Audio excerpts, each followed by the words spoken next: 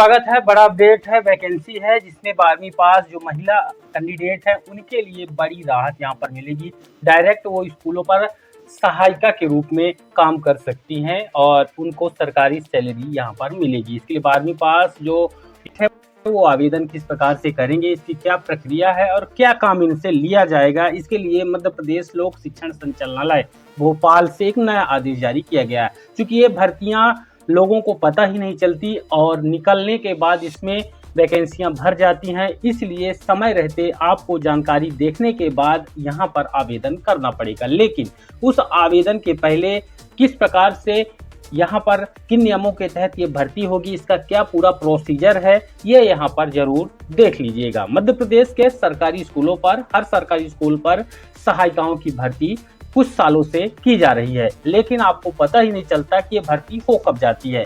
इस बार थोड़ा सा नियम बदले गए हैं। मध्य प्रदेश में महिला सहायिका की भर्ती सरकारी स्कूलों में भर्ती होगी और इसके लिए अगर आपकी घर की महिलाएं या आप स्वयं 12वीं पास हैं तो आपकी डायरेक्ट ज्वाइनिंग हो जाएगी। जो प्रोसीजर है उसके अनुसार आपको डायरेक्ट नियम बताते हैं, लोक शिक्षण का आदेश दिखाते हैं। ये आदेश लोक शिक्षण संचालनालय मध्य प्रदेश 3 अगस्त 2026 लेटेस्ट जारी किया गया है। यह आदेश सभी जिला शिक्षा अधिकारी मध्य प्रदेश के लिए जारी हुआ है।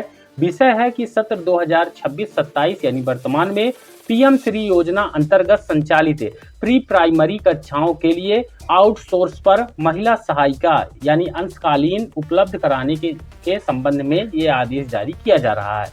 अब यहाँ पर आप देखेंगे इस आदेश में बताया हुआ है कि उपरोक्त विषय अंतर्गत पीएम श्री योजना संचालित पीएम श्री विद्यालयों की प्री प्राइमरी कक्षाओं में माह अगस्त 2026 से 30 अप्रैल 2027 तक, यानी इसका जो भर्ती होगा उसमें ये अगस्त 2026 से 30 अप्रैल 2027 तक आउटसोर्स पर महिला सहायिका अंशकालीन को शाला प्रबंधन समिति SMC के माध्यम से निम्नानुसार मापदंडों का पालन करते हुए रखे जाने हेतु दिशा निर्देश जारी किए जाते हैं। महिला सहायिका अंशकालीन के चयन के मापदंड, यानी ये भर्ती जो होगी ये शाला प्रबंधन समिति SMC के माध्यम से निम्नानुसार मापदंडों का पालन करते हुए की जाएगी। यानी स्कूल स्तर पर इसकी भर्ती होगी, लेकिन भर्ती ऐसा नहीं है किसी को रख लेंगे। अगर आप एलिजिबल हैं तो आप आवेदन कर सकते हैं। आवेदन के लिए आवश्यक शर्तें होनी चाहिए। पहला है कि आवेदिका की आयु 18 साल कम से कम और अधिकतम 45 वर्ष। ये आयु की गणना 1 जनवरी 2026 से की जाएगी, यानी 18 से 45 साल या 45 से 45 साल तक वाले आवेदन कर सकते हैं। फिर है योग्यता में मान्यता प्राप्त बोर्ड से 12वीं हायर सेकेंडरी उत्तीर्ण होना चाहिए। 12वीं कक्षा हायर सेकेंडरी उत्तीर्ण होना चाहिए। इस नौकरी पर आपको काम के एवज में मान दे दिया जाएगा 8,000 रुपये प्रति माह। यानी आप अगर पूरे माह उपस्थित रहती हैं, जितना भी यहाँ पर होगा छुट्टियों काट के, तो आपको 8,000 रुपये यहाँ पर दिया जाएगा। आवेदिका संबंधित ग्राम नगरीय क्षेत्र के वार्ड की स्थायी निवासी होना चाहिए।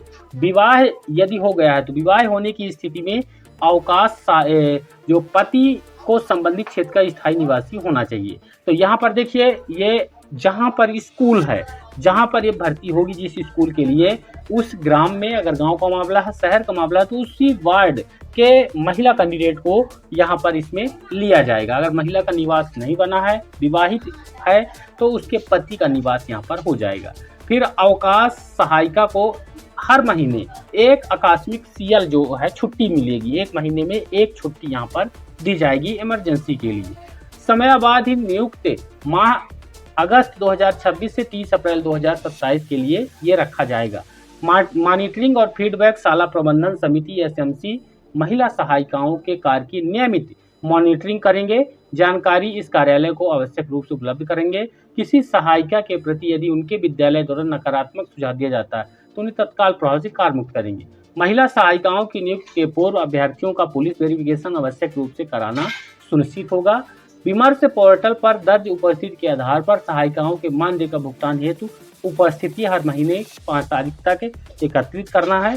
प्रत्येक माह की 10 तारीख तक जो मानदेय की राशि है वो सहायिकाओं के खाते में जमा कराएंगे। उपस्थिति के अनुसार प्रत्येक माह के देयक संचालनालय को उपलब्ध कराएंगे। महिला सहायिकाओं से संबंधित कार्यों हेतु राज्य जिला में कार्यरत शाला प्रबंधन समिति एसएमसी द्वारा नामांकित अधिकारी कर्मचारी का संपर्क सूत्र ईमेल आईडी प्रदान की जाए।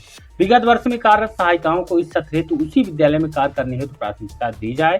इसमें दायित्व है अकादमिक गतिविधियां, शिक्षकों की सहायता करना, शिक्षकों की अनुपस्थिति में कक्षाओं का संचालन करना, विद्यार्थियों को प्रतिदिन समय पर शाला लाना वापस ले जाना, मध्याह्न भोजन के दौरान विद्यार्थियों को सहयोग करना, विद्यार्थियों की साफ सफाई स्वच्छता का ध्यान रखना, उपस्थिति महिला सहायिकाओं की उपस्थिति प्राचार्य और प्रधानाध्यापक द्वारा प्रतिदिन पोर्टल पर अंकित की जाएगी ऑनलाइन माध्यम से।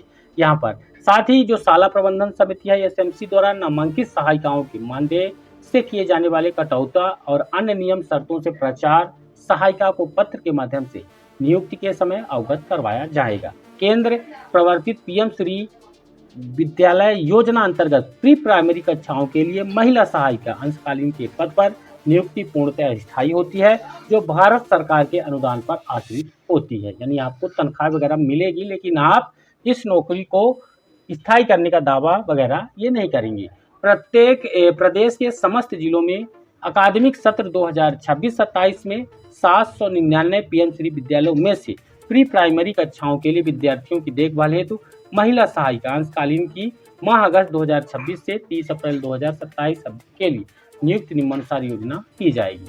यहाँ पर आप देखेंगे जैसे प्री प्राइमरी शाला में नामांकन, तो विद्यालयों की संख्या और प्रस्तावित सहायिका की संख्या। पहला जैसे 0 है तो इसमें 356 विद्यालयों में 0 संख्या है, यहाँ पर कोई भी सहायिका नहीं है। फिर 1 से 4 नामांकन 67 विद्यालय ऐसे हैं पूरे मध्य प्रदेश में, जिसमें तो यहाँ पर नामांकन में वृद्धि अगर 0 है तो नामांकन में वृद्धि अगर हो जाती है 1 से 4 तक नहीं रखना है, 5, 6, 7, 8 ये वृद्धि होगी तो 1 वहाँ पर रखा जाएगा। 5 से 50 के लिए 368 ऐसे विद्यालय हैं जहाँ पर 368 सहायिका रहेंगी। 51 से अधिक में 8 हैं, जिसमें 8 सहायिका शाला के प्रस्ताव प्राप्त होने पर एक अतिरिक्त सहायिका की नियुक्ति आयुक्त महोदय के अनुमोदन के उपरांत कर दी जाएगी। कृपया उपरोक्त निर्देश के अनुसार समयावधि में कार्यवाही कराना की गई कार्यवाही संचालन को पीएम श्री को अवगत कराना सुनिश्चित करिए। आयुक्त द्वारा अनुमोदित है नंदा भलावे उसरे, अपर परियोजना संचालक, लोक शिक्षण संचालनालय मध्य प्रदेश। ये पूरे नियम आपको दिखा दिए, बता दिए, समझा दिए। अब आपका काम है कि आप किस प्रकार से इन नियमों का पालन करते हुए, अगर आपके घर में महिलाएं हैं या आप स्वयं महिला हैं, तो आवेदन की प्रक्रिया को पूरा कर सकती हैं। यह वीडियो कैसा लगा कमेंट में बताइएगा। अगर कोई चीज़ आपको समझ में नहीं आई है कमेंट करिएगा, जैसे ही समय मिलेगा वैसे ही आपको जल्द से जल्द उत्तर देने की कोशिश की जाएगी। मुझे उम्मीद है जानकारी बेहद इंपॉर्टेंट है, इसको शेयर कर दीजिएगा, वीडियो को लाइक कर दीजिएगा और हमारे चैनल पर नए हैं तो सब्सक्राइब जरूर कर लीजिएगा बेल को नोटिफिकेशन। मिलते हैं अगले वीडियो पर नए अपडेट के साथ। धन्यवाद।